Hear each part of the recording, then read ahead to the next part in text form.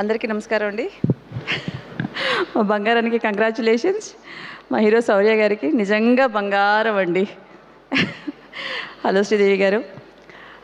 మా ప్రొడ్యూసర్ గారు నిజంగా ఆయన మరో బంగారం. నేను ఒక ముక్కలో పాత్రికేయుల మిత్రులందరికీ నిజంగా నమస్కారం అండి. ఒక ముక్కే చెప్దామనుకుంటున్నాను. ఈ సినిమా డెఫినెట్గా సక్సెస్ అవుతుందండి. మళ్ళీ మీ అందరినీ సక్సెస్ మీట్లో కలుస్తాను.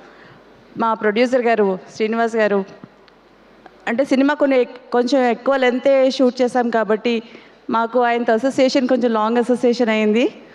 And I also met him in US. Wonderful host. Thank you sir. And thank you for giving me an opportunity to play in this movie.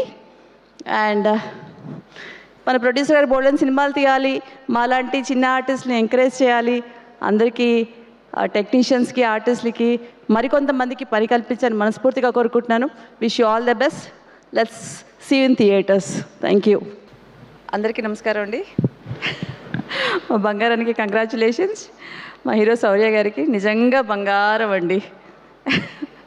Hello Sridevi గారు.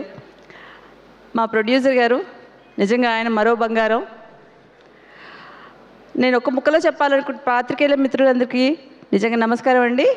ఒక ముక్కే చెప్దామనుకుంటున్నాను. ఈ సినిమా డెఫినెట్గా సక్సెస్ అవుతుందండి. మళ్ళీ మీ అందరినీ సక్సెస్ మీట్లో కలుస్తాను.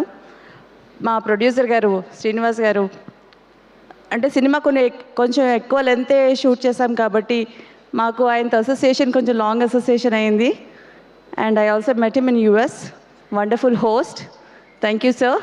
And thank you for giving me an opportunity to play in this movie.